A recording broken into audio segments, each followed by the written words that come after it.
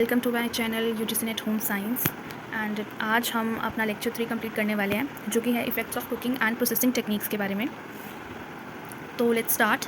तो सबसे पहले हम यहाँ पर यही देखने वाले हैं कि कुकिंग जब भी हम करते हैं तो जो फूड प्रोडक्ट है उसमें क्या इफ़ेक्ट्स आते हैं, कैसे प्रोसेसिंग टेक्निक्स में से जो है हमारी कुकिंग में फ़र्क पड़ता है। ठीक है, क्या इफ़ेक्ट्स हैं बेसिकली वो हम यहाँ पढ़ने वाले हैं। अब आपको पता है कि जब भी हम किसी भी फूड की प्रोसेसिंग कर रहे हैं, मीन्स कुकिंग कर रहे हैं, ठीक है, उसको प्रिपेयर करने के लिए हमें कंज्यूम करने के लिए हमें उसे प्रिपेयर करना पड़ता है। ठीक है, तो होता क्या है यहाँ पर कि कुछ चेंजेस आता है कुकिंग के टाइम पे, जैसे फिजिकल चेंजेस आ गए, केमिकल चेंजेस आ गए, न्यूट्रिशनल चेंजेस आ गए, इवन सेंसरी चेंजेस भी आते हैं। ठीक है, सेंसरी चेंजेस मतलब जैसे फूड में उसका फ्लेवर क्या है, टेक्सचर का होना, इफेक्ट, मतलब इन सब चीज़ों से जो है हमारा यहाँ पर सेंसरी चेंजेस आते हैं। ठीक है, तो अगर मैं बात करूँ तो टेक्सचर, कुकिंग के टाइम पे फूड का टेक्सचर चेंज होता है, फ्लेवर चेंज होता है, कलर चेंज होता है, उसके न्यूट्रिएंट कंटेंट्स चेंज होते हैं, उस फूड की शेल्फ़ लाइफ जो है उसमें चेंजेस आते हैं, डाइजेस्टिबिलिटी में चेंजेस आते हैं। ठीक है, तो ये चीज़ आपको पता होना चाहिए कि कैसे कुकिंग जो है वो फूड के इन सभी चीज़ों को अफेक्ट करती है।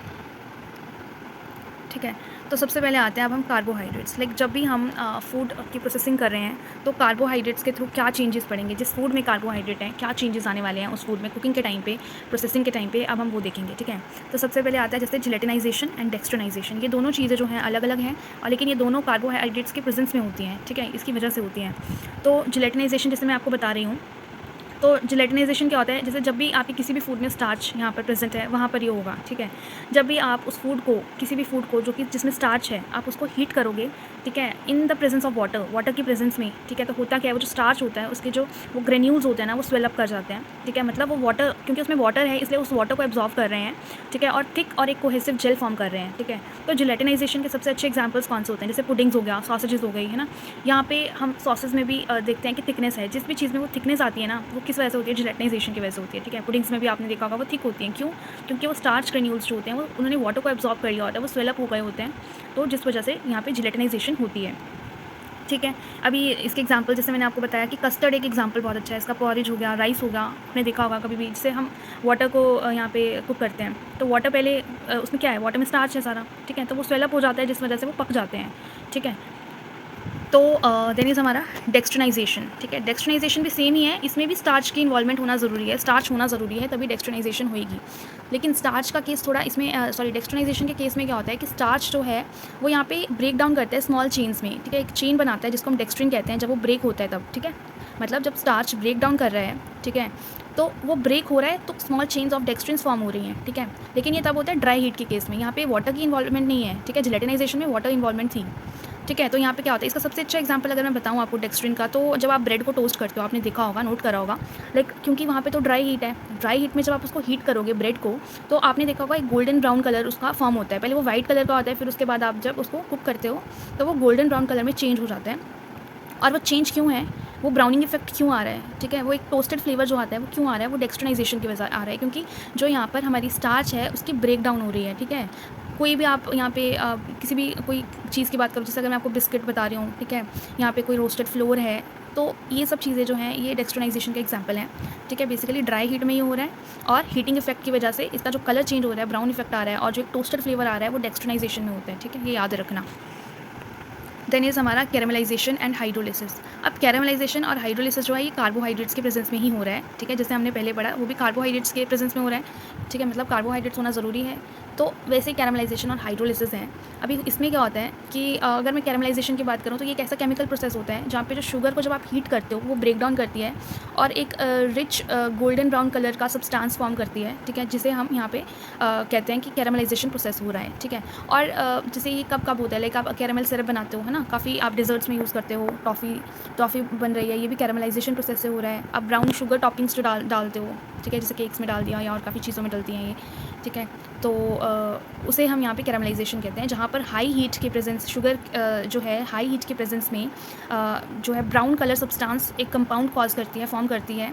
ठीक है, एक उसमें स्वीट कैरेक्टरिस्टिक होती है फ्लेवर और अरोमा की, तो वो यहाँ पर कैरामलाइजेशन कहलाती है। ठीक है, अब अगर मैं बताती हूँ आपको हाइड्रोलिसिस के बारे में, तो हाइड्रोलिसिस में क्या है कि यहाँ पे जो कॉम्प्लेक्स कार्बोहाइड्रेट्स हैं उनका ब्रेक डाउन हो रहा है सिंपल शुगर में, कॉम्प्लेक्स कार्बोहाइड्रेट्स सिंपल शुगर में कन्वर्ट हो रही हैं, उसमें हम कहते हैं हाइड्रोलिसिस, जहाँ पर स्टार्च को माल्टोज में कन्वर्ट किया जा रहा है माल्टिंग के टाइम पे। माल्टिंग बेसिकली एक स्टेप होता है जब आप बियर फॉर्म करते हो, बियर अल्कोहल फॉर्म हो रही है आपकी, जैसे इंडस्ट्रीज़ में आपने देखा होगा, कि यहाँ पे आप कोई भी ग्रेन्स लेते हो, जैसे आपने बार्ले ले लिया, आपने उसको वाटर में सोक कर दिया, ठीक है। तो उसके बाद क्या करते हैं हम लोग, उसमें जर्मिनेशन होने देते हैं, जर्मिनेट करवाते हैं उनको। तो जब वो ग्रेन्स में स्प्राउट निकल के आते हैं तो इसमें क्या होता है कि एंजाइम्स जो हैं वो यहाँ पे एक्टिवेट हो जाते हैं, ठीक है। स्पेशली अमाइलेजेस जो हैं वो एक्टिवेट हो जाते हैं, ठीक है। और इसी चीज़ से आगे जो है यहाँ पर हमारी बेयर की फॉर्मेशन प्रोसेस जो है वो स्टार्ट होता है, ठीक है। उसी से हम बेयर बनाते हैं। तो ये आ गया हमारा यहाँ पर किसमें, हाइड्रोलिसिस में, जहाँ पे स्टार्च की ब्रेकडाउन हो रही है किसमें, माल्टोज़ में। और कब होती है, माल्टिंग के टाइम पे, ठीक है।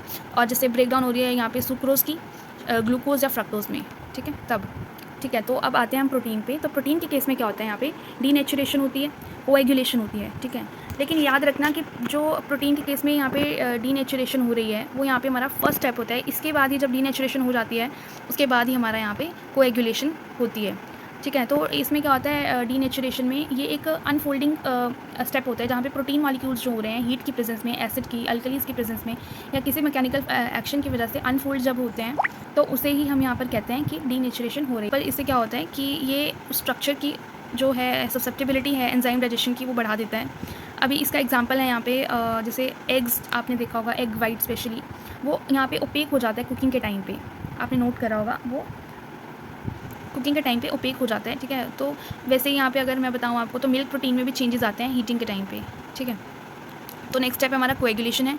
कोएगुलेशन जो है वो डीनेचुरेशन के बाद में होता है, मतलब पहले डीनेचुरेशन होगा उसके बाद ही हमारा यहाँ पे कोएगुलेशन होगा, ठीक है।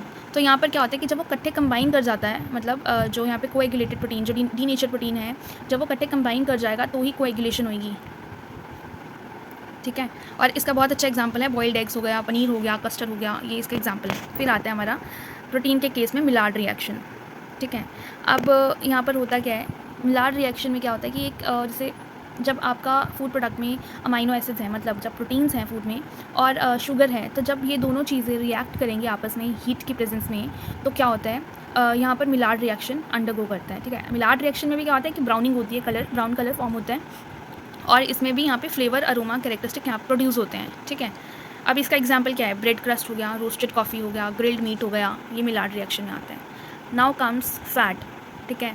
तो फैट में क्या चेंजेस आते हैं कुकिंग के टाइम पे, लाइक जैसे आप अगर देखते हो कि आपने फ़ैट यूज़ करा किसी चीज़ को कुक करने के लिए, जैसे आप उसको एक हीटेड सरफेस पे डालते हो, आपने ये साइड में इमेज आपको दिख रही होगी, ऐसे ही वो यहाँ पे मेल्ट होता है फ़ैट, ठीक है। बटर हो गया, घी हो गया, ठीक है। तो सॉलिड फैट जैसे वो एक हीट की प्रेजेंस में लिक्विड फॉर्म में आ रहा है उसे ही हम कहते हैं मेल्टिंग होना। फिर आता है ऑक्सीडेशन। ऑक्सीडेशन मैंने आपको पिछली वीडियो में भी बताया था कि ऑक्सीडेशन क्या होता है, जब आपका फ़ैट रिएक्ट करता है ऑक्सीजन के साथ, जब आपका फ़ैट ऑक्सीजन के प्रेजेंस में आता है, ठीक है, तो फैट की डेंसिटी हो जाती है, मतलब उसमें से ऑफ फ्लेवर्स ऑफ ऑर्डर आना लगता है, ठीक है।